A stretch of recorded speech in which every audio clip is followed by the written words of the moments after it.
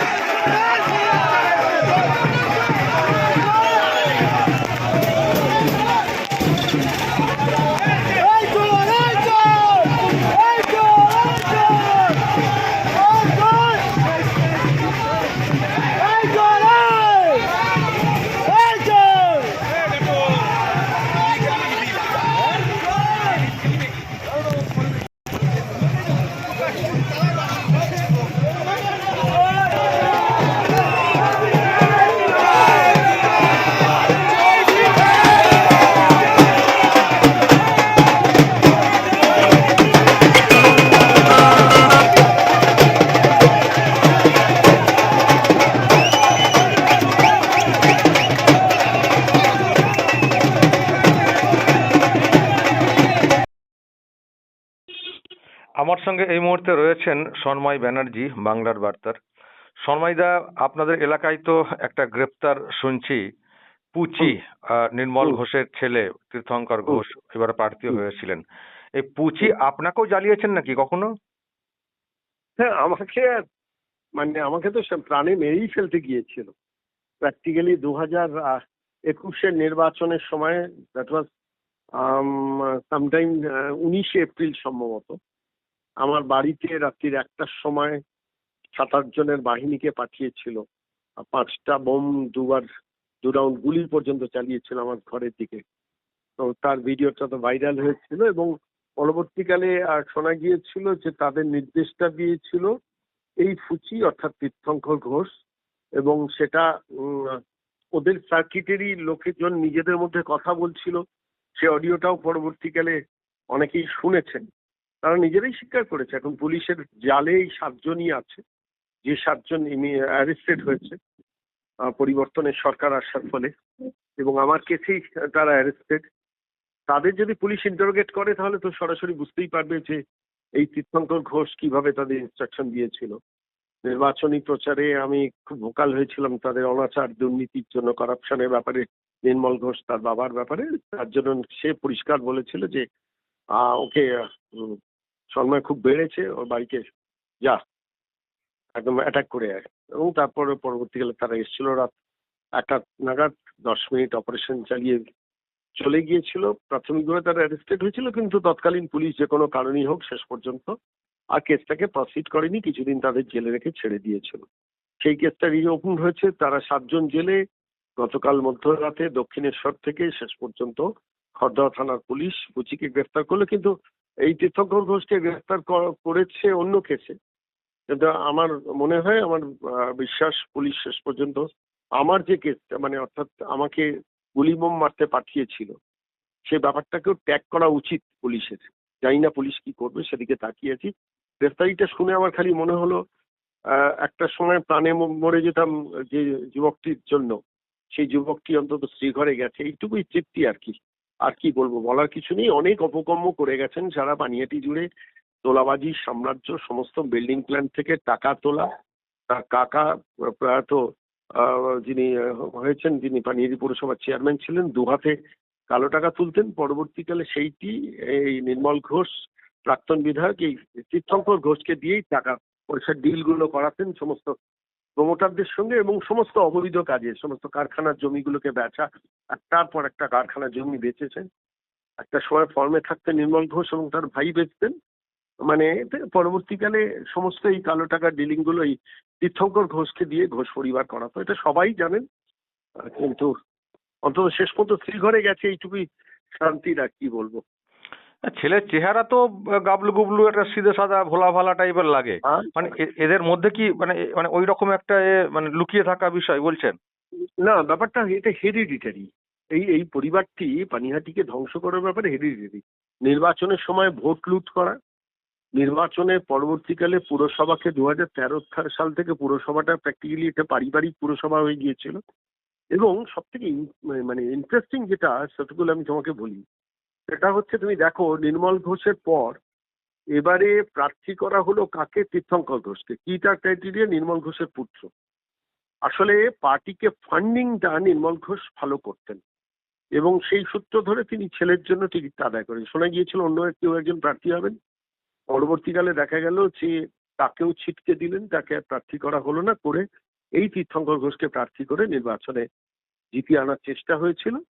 এবং এর নমিনেশনটা হয়েছিল পরিষ্কারভাবে বাবাকে খুশি রাখার জন্য। কি এমন স্বার্থ বলতো যে মমতা বন্দ্যোপাধ্যায়ের নির্মল ঘোষের মতো একটা কলঙ্কিত ক্যারেক্টারকে খুশি রাখার জন্য? ফাইন্যান্সিয়াল ইন্টারেস্ট ছাড়া আর কি হতে পারে? এন্টায়ার পানিহাটি অঞ্চলে একটার পর একটা ঘটনা ঘটে গেছে, কত মানুষের মৃত্যু ঘটেছে, এবং ঘটনাচক্রে যে তিনজন মানুষের সাম্প্রতিককালে না কিছুদিনের মধ্যে মৃত্যু ঘটেছে, প্রত্যেকেই তৃণমূল কংগ্রেসের কর্মী এবং তৃণমূল কংগ্রেসের দিকেই আঙুল তোলা। সেই কাউন্সিলর অনুপম দত্ত থেকে শুরু করে হায়দার আলী, তারা রাউত, কত অসংখ্য মানুষের মৃত্যুর পেছনের ব্যাকগ্রাউন্ডের কলকাঠিটা এই পরিবার নিয়েছে। এটা কান পাতলেই শোনা যায়, পুলিশও জানে, প্রশাসনও জানে। তো 2021-এ প্র্যাকটিক্যালি আমার বাড়িতে যেভাবে গুলি বোম মেরেছিল, মানে একটা দিকের জানলা টানলা সব উড়ে গিয়েছিল। আর মানে সৌভাগ্যবশত সেই সময়টা আমার পরিবারের সদস্যরা তিনতলায় ছিলেন, তা নাহলে দোতলা যে ঘরটা আলো জ্বলছিল সেই ঘরটা পুরো বোম মেরে উড়িয়ে দিয়েছিল। আর যে ঘরটার পাশের জানলা, যেখানে যে কোনো মানুষ বাড়িতে এলে আমি দাঁড়িয়ে সেখান থেকে জিজ্ঞেস করি কে এসছেন, সেই জায়গাটাতে 2 রাউন্ড গুলি চালিয়ে দিয়েছিল। ভেবেছিল আমি ওরা দাঁড়িয়ে আছি ওখানে। ঘটনাচক্রে সেদিনকে আমি অন্য আরেকটি ঘটনায় রাত 1টার সময় খড়দা থানায় গিয়েছিলাম। আরো অনেক জায়গায় মর্নিং হচ্ছিল, সেগুলোর ব্যাপারে মানুষ জড়ো হয়েছিল, আমাকে ডেকেছিলেন, আমি গিয়েছিলাম। আর ঠিক সেই সময়ই দেখলাম, মানে শুনলাম যে এই ঘটনা ঘটেছে। এবং মানে আমি বাড়িতে থাকলে প্রাণে মরে যেতাম। এবং এই কাটছে এই তীর্থঙ্কর ঘোষের বাহিনী। সবাই জানে পরি, রানা, এইসব নামগুলো ভেসে ভেসে আসে। তাদের নিজেদের মধ্যে কথোপকথনে তারা পরিষ্কার তীর্থঙ্কর ঘোষের দিকে অভিযোগের আঙুলটা তোলে যে কি না করেছি, কুচিদা যা বলেছে আমি তাই করেছি। বেসিক্যালি ছিল তোলাবাজ এবং মানে টাকা তুলতো একদিকে, আরেকদিকে ক্রিমিনাল পুষতো। রেল লাইনের ধারের জায়গাটা ক্রিমিনাল পোষার একটা ডেন হয়ে গিয়েছিল পানিহাটিতে। যাই হোক, বেটার লেট দ্যান নেভার। ফুচি অ্যারেস্টেড হচ্ছে, আশা রাখবো নির্মল ঘোষ অ্যারেস্টেড হবেন, সেই দিনটার তো অপেক্ষা থাকবে। ওকে, অসংখ্য ধন্যবাদ ফোন লাইনে থাকার জন্য।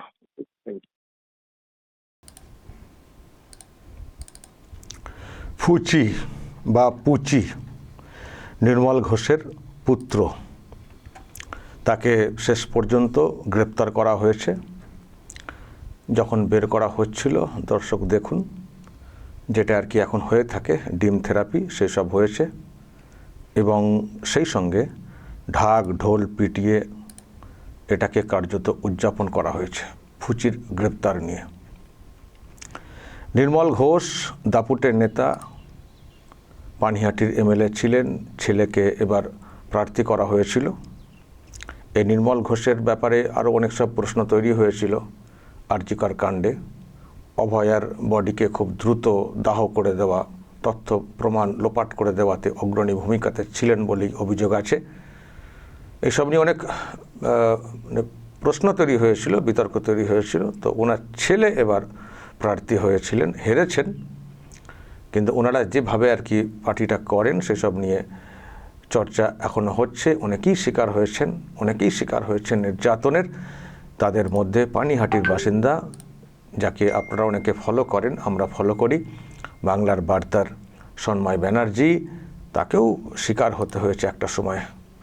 আমি এই ভিডিও করেছিলাম সেই সময়, বাড়ির সামনে লোকজন পাঠিয়ে একেবারে সব মুখে রুমাল বাঁধা, কাপড় বাঁধা, এসে এত সব মদ্য মুখে কাপড় বেঁধে এসছে একজন ইউটিউবার সন্ময় ব্যানার্জি, তাকে জব্দ করার জন্য।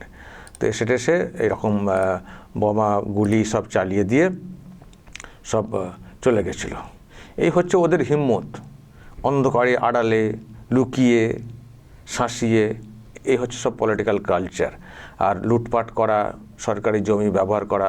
এবং এটাও শুনেছেন, বৌমা, পরিবারের বৌমা, তারও চাকরি নিয়ে প্রশ্ন ছিল, তারও চাকরি পাওয়া নিয়ে প্রশ্ন উঠেছিল। তো ফলে এই হচ্ছে পরিবার। নির্মল ঘোষ তার ছেলে, আবার নির্মল ঘোষকে দেখলাম, কালকেই দেখছিলাম তো মনে হচ্ছে, উনি আবার ঋত শিবিরে জয়েন করছেন, ঋতব্রত, তৃণমূল কংগ্রেসের অন্য একটা শিবির যেটা তৈরি হয়েছে, পিঠ বাঁচানোর শিবির, সেখানে নাকি উনি জয়েন করছেন, মানে ঢুকতে চাইছেন। তো খবর হচ্ছিল। এখন তো বুঝতে পারছি কেন এত সব তাগিদ। যিনি একটা সময় দিদি দিদি করে দিদির সঙ্গে থেকে দিদিরকে তুষ্ট করে পুষ্ট করে ছেলের টিকিটটাও আদায় করেছেন, তিনি হঠাৎ করে ঋত শিবিরে কেন? নিশ্চয়ই পিঠ বাঁচানোর ব্যাপার। তো পিঠ বাঁচানোর যে বিষয়টা এখন দেখতে পাচ্ছি, এই তো ছেলেকে তো, তার মানে ছেলেকে বাঁচানোর তাগিদটাও ছিল। বুঝতে পারছিলেন যে হাওয়া খুব খারাপ, যে কোনো সময় গ্রেপ্তারের ব্যাপারটা হয়ে যাবে। তো ব্যাস, গ্রেপ্তার হয়ে গেছে। তো উনি শেষ পর্যন্ত আর কি ঋতর শিবিরে গিয়েও ছেলেকে বাঁচাতে পারেননি আর কি। অবশেষে তাকে গ্রেপ্তার করা হয়েছে। এই ছেলে নাকি কোথায় লুকিয়ে গিয়েছিলেন, দক্ষিণেশ্বরে না কোথায় সব গা ঢাকা দিয়েছিলেন। তো পুলিশ তো মানে চাইলে তো গ্রেপ্তার করতে পারে না। তো পুলিশ তো এখন দেখছেন কতটা অ্যাক্টিভ। তো পুলিশ ঠিক ট্র্যাক করে ধরে নিয়ে চলে এসছে। আর যারা যারা সব শিকার হয়েছে নির্যাতনের, তারা এখন সব মুখ খুলছেন। যদিও ইনাকে এখন গ্রেপ্তারের যে কারণটা, সেটা হচ্ছে লটারি চোর, লটারির টিকিট চোর। মানে একজন লটারির টিকিট পেয়েছিল, মানে পুরস্কার পেয়েছিলেন 1 কোটি টাকা না কত, তাকে তুলে এনে লোকজনদেরকে দিয়ে তুলে এনে মারধর করিয়ে ওই লটারির টিকিট নিয়ে নেওয়া হয়েছিল কেড়ে। বলা হয়েছিল নাকি যে ও টিকিটটা দিয়ে দে, তোকে চাকরি দেবো, এই দেবো সেই দেবো বলে টিকিটটা নিয়ে নেওয়া হয়েছিল। টিকিট দিতে চাইছিল না বলে তাকে মারধর করা, মানে নানানভাবে সব হেনস্থা করা হয়েছিল। তো এখন তো মুখ্যমন্ত্রী বলেছেন পুরনো কেস থাকলেও অভিযোগ করা যাবে। তো এখন অভিযোগ হচ্ছে, তো ধরা হয়েছে। তো সন্ময় ব্যানার্জি যেটা বলার চেষ্টা করছেন, আমার কেসও তো ওনার নাম আছে। তো এবার যদি পুলিশ ট্যাগ করে, ধরেছে ওই কেসে, কিন্তু আমার কেসটা যদি ট্যাগ করে সেটা ভালো হবে, এবং আশা করি ট্যাগ করবে পুলিশ। যত কেস আছে আরও হয়তো কেস হবে, পুরনো কেস, তখন করার সাহস পাননি লোকেরা। সাহস পাওয়ার কথা না তো।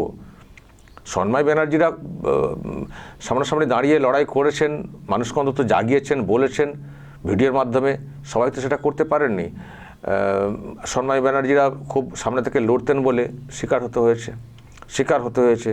ওনার, আমি জানি ওনার অফিসের এক স্টাফ, তিনি একটি জায়গায় থাকতেন, তাকে উচ্ছেদ করা নিয়েও কত কী করা হয়েছে। তখন মানুষ কথা বলতে পারতেন না। পানিহাটি খুব খতরনাক এলাকা, যেটা আমরা এখান থেকে বুঝি। তো সেই এলাকাতে মানে এখন আইনের শাসন প্রতিষ্ঠা পাচ্ছে, আর অনেক মানুষ শিকার হয়েছেন না এই ঘোষ পরিবারের জন্যে। তো তারা সব এখন আস্তে আস্তে ভোকাল হচ্ছেন, অভিযোগকে সামনে আনছেন। তো সেই আর কি, যেসব অভিযোগ আসবে আশা করব পুলিশ সেগুলোকে ট্যাগ করবে। আর ওই মানে সেই রূপার চামচ নিয়ে জন্ম নেওয়া বা বেড়ে ওঠা ছেলে, আদুরে ছেলে, আলুথালু ছেলে, এখন সেই ঘরে থাকবেন। এখন বাবা তাতে হয়তো কষ্ট পেতে পারেন, পরিবারের অন্যরা হয়তো কষ্ট পেতে পারেন, কিন্তু যেভাবে অভিযোগ সামনে আসছে, মনে হয় বাবাকেও ওই একই ঘরে যেতে হবে, বাপ বেটা একসঙ্গে শ্রীঘরে। শেষে লটারির চোর, মাছ চোর শুনেছি, কয়লা চোর শুনেছি, চাল চোর শুনেছি, তারপরে আরও কত কি না, গরু চোর শুনেছি, কত কি, শেষে লটারির টিকিট চোর। এর নতুন চুরিটা পুরনো, মানে নতুন খবর। দর্শক বলবেন যা বলার, এবং নজর রাখবেন আরামবাগ টিভিতে।